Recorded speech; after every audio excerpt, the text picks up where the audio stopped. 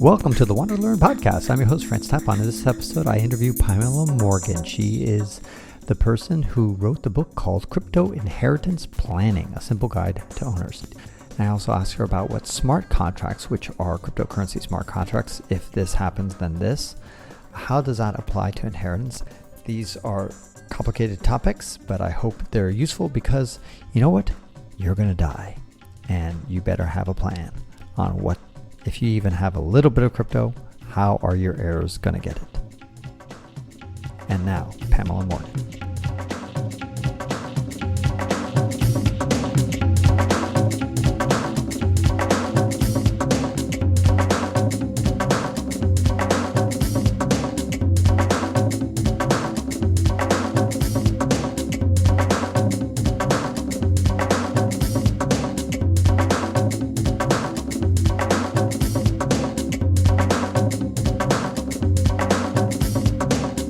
Two more questions before we wrap up. Sure. One is, when will smart contracts apply to inheritance?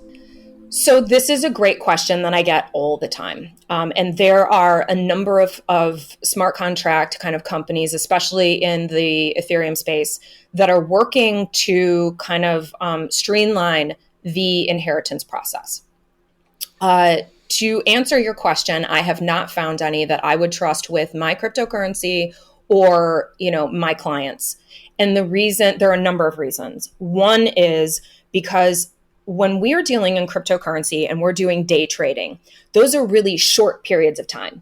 So we can identify failures very quickly, right? So if you're losing money today, tomorrow, the next day, you'll know.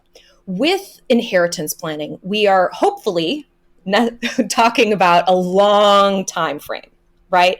Hopefully you're going to live to 30 a nice years. Yeah, exactly, or more. Right. So the idea is and it's very difficult to plan a system that will continue to work under the same expectations today that will actually work in 30 years, particularly when you consider that the technology, for example, Ethereum, isn't even 10 years old.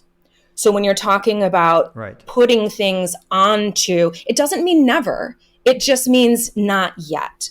So the idea of using smart contracts in this way that's going to be robust, I wouldn't trust it with my wealth.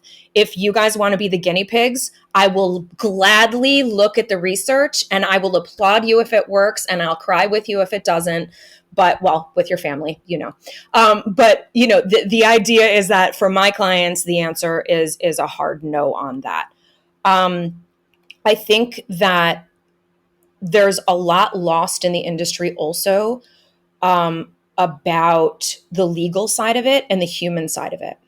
So with these solutions that we're seeing with smart contracts, for example, when we're talking about self-custody, we're very concerned with how do we get our keys safely to the person or people that we want to get them to when the time is right, but not before, right? The thing is with you, cryptocurrency doesn't exist in a vacuum. Our assets are going to people, and those people live in jurisdictions, and those jurisdictions have very clear laws about who is able to inherit, when they're able to inherit, what taxes are owed on that, all of these things. So it's quite problematic for us to look at inheritance planning solely from a key, access point of view, and to ignore the law side of things. And the reason is because from a practical perspective, you can start wars within your family. So for example, if I don't have a will in wherever I'm living, whatever jurisdiction, they have what's called a default law, which is basically, if I don't say what's going to happen to my stuff, the state says, okay, well, you didn't say, so it's going to go to, your spouse, your kids, your parents, and it's going to be divided in this way. Now, let's say that I have 5 kids, okay? But only one of them is crypto savvy. So now, if anyone studied game theory, you know that you may have created a difficult situation where only one of them actually has access through the smart contract. And now you've created a situation that puts that child against the other 4 children, right? And if you've got, Mary Poppins household, if you've got, you can't ever see that, there will be a difficulty within your family structure. I hope that's true for you. But the evidence says that many, many families are broken apart by this. And so it would really be a shame, in my opinion, to have your family broken up by the fact that you wanted to use a smart contract and you put them in a position that wasn't actually fair and in alignment with the law in your jurisdiction. I know you're working on this, and so I don't want you to reveal too much, but just tease us with how NFTs, non-fungible tokens, are different than crypto assets when it comes to inheritance. Oh, I am happy to share. One of the things that you might not know is that I'm a big believer in open source, and especially in this industry, most of the things that we have are built on open source and open sharing of information. So I'm quite happy to share. Right, but this is work in progress for you, right? Absolutely. And so my work in progress, I think it's important to note that, I'm still doing research on this. So I think that NFTs pose a very interesting set of challenges for inheritance planning, particularly because there is no standardized NFT, meaning that an NFT can have I would say an infinite number of characteristics to it, right? You might be entitled to, the NFT might represent a character, like Bored Apes, right? Most people in the industry have seen Bored Apes. And so what does a Bored Ape NFT allow the owner to do? Well, according to the terms of service, you can commercialize it. So you may have seen like some people doing a bar that is related to their ape, or a beer that's related to their ape.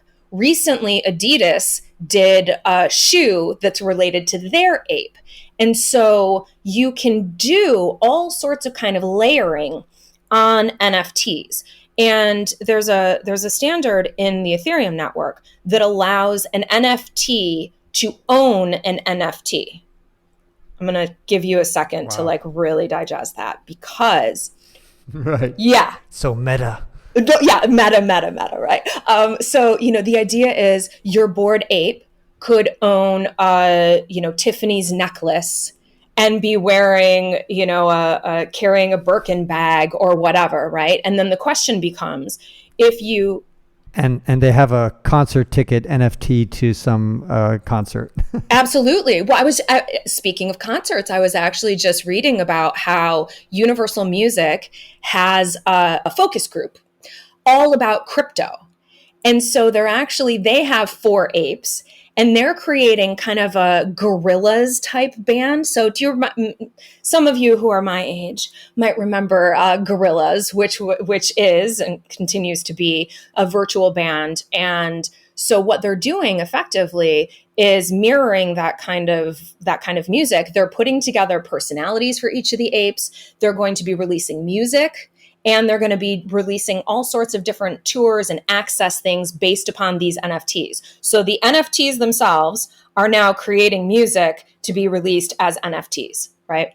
So again, you have layers upon layers upon layers.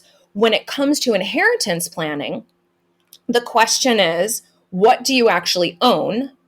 What is the actual value of the thing that you own? Do you owe taxes on it? Do you not owe taxes on it? How does that work? And then how do you actually effectuate transfer of that asset from one person to another? And so, for example, if I owned an ape and I passed away, in my will or my trust, ideally a trust, hopefully it would say, you're going to retain that ape, or if you're going to sell it, this is how you're going to distribute the proceeds, right? What's happening in law right now is lawyers have been told that unless a client specifically says in their will they want to hold cryptocurrency, that they are to liquidate all of the cryptocurrency immediately. That is currently best practice. Now you might say, well, why?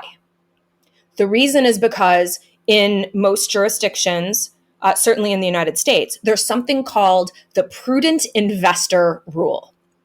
And what this means in layman's terms is basically, if I'm managing your money, I can't put it in a bunch of risky stuff.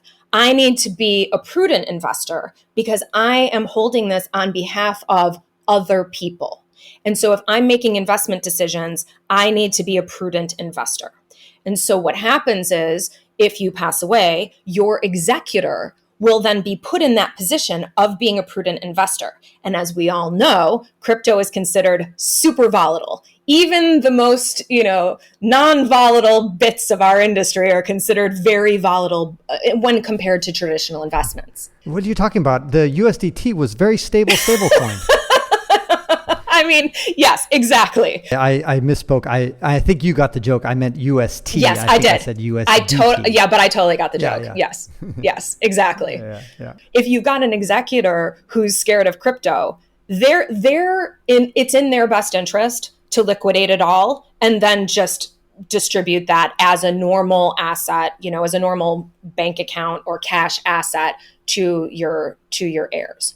So if you don't want that to happen, you must take action. You must have a will or a trust, ideally a trust, but you must have some documentation that legally instructs the executor to not do that. This is one of the things I love about cryptocurrencies and crypto assets is that this is a whole new area of law. And we are, we, meaning the community, are developing best practices as we go.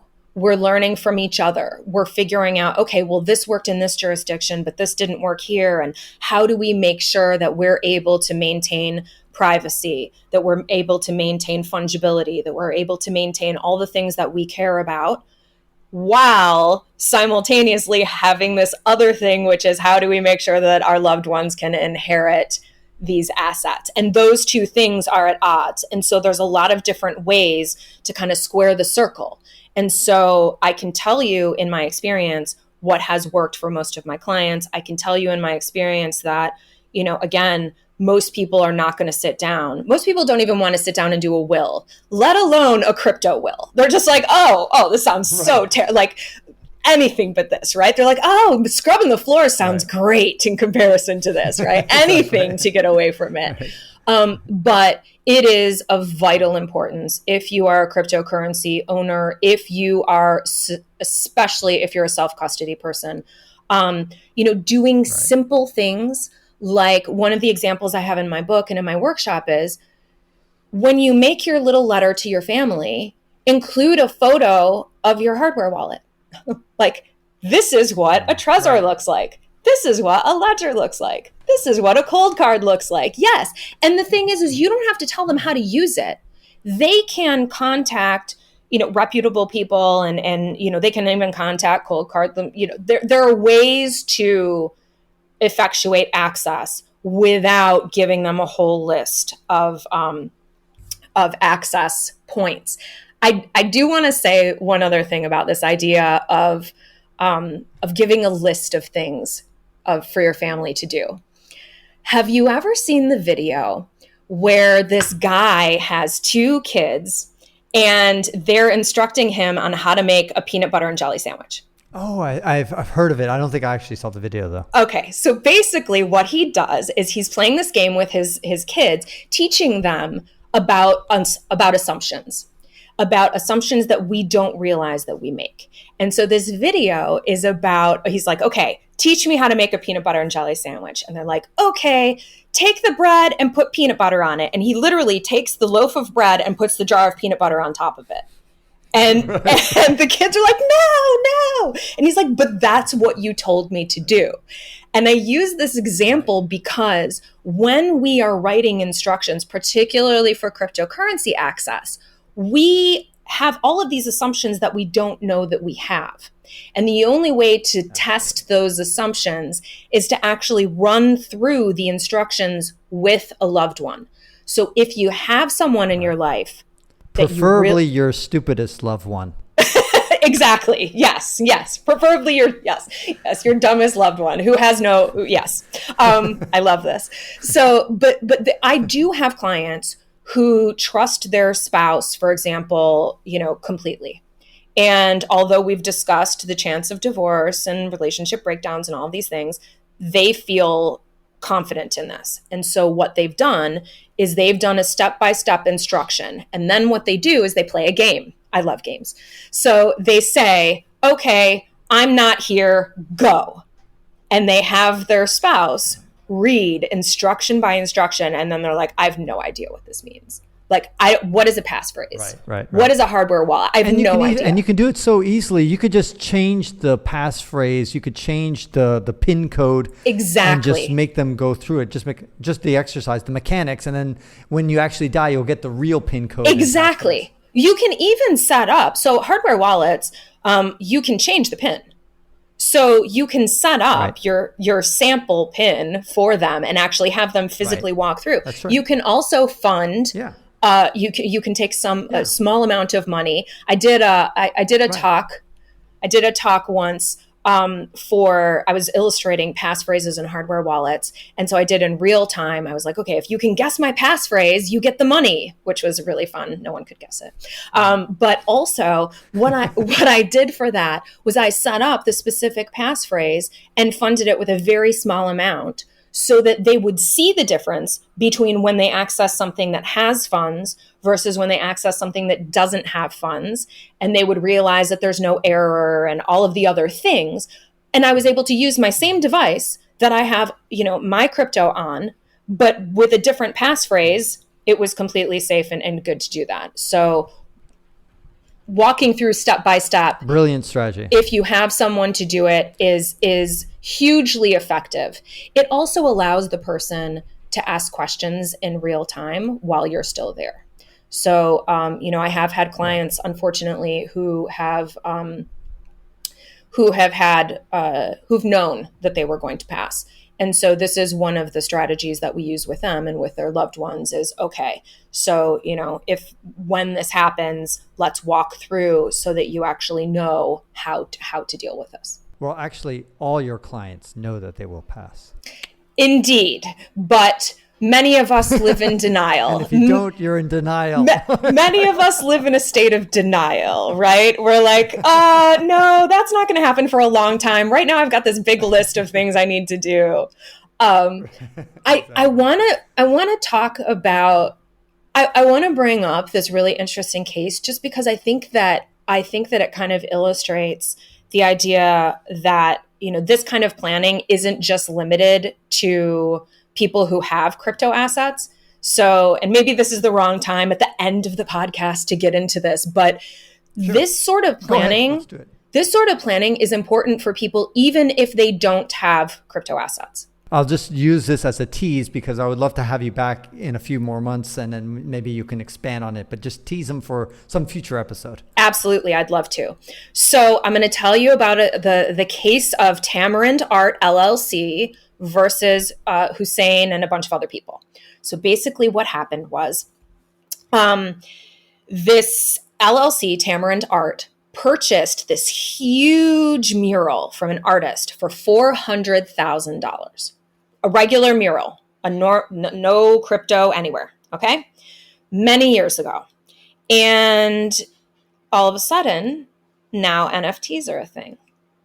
So the owner, Tamarind Art, said, hey, this is a historical, it had historical significance, this mural.